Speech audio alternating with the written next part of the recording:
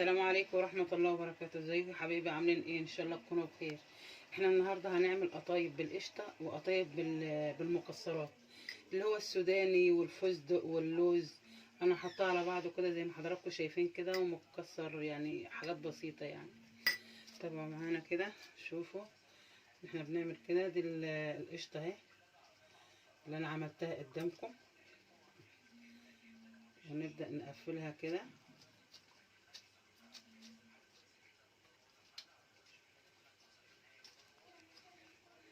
زي ما حضراتكم شايفين كده. نص معلقه كده صغيره في القطايف، ولو حبيتوا تجيبوا القطايف اكبر من كده بيبقى احسن برضو، على حسب ما بتحبوا. دي القطايف اللي هي بالقشطه، ممكن تخزنيها. على فكره انا بعملها عندك تقعد يمكن يعني لو قعدتها سنه مبيجرالهاش حاجه. ببدا اقفل كده زي ما حضراتكم شايفيني، يعني ممكن تقعد تعمليها كده تقعد عندك بالسنه، ما بيجرالهاش اي حاجه، اكنك لسه عاملاها طازه. المهم تحطها بس ايه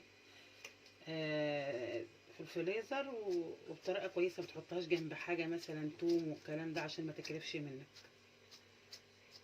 كده.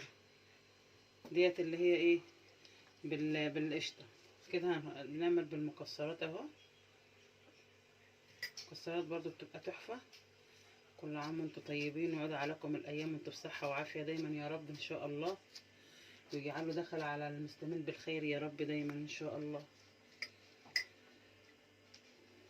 زي ما حضراتكم شايفين كده، دي القطايف اللي بالمكسرات.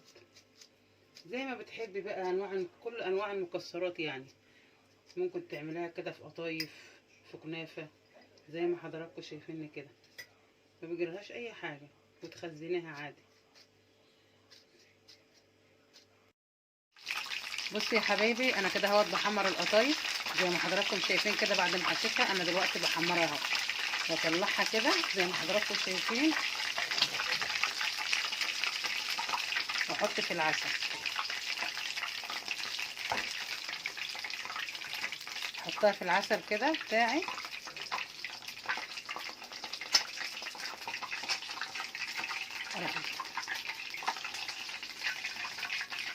كده. انا حمرتها وحطها في العسل اهو.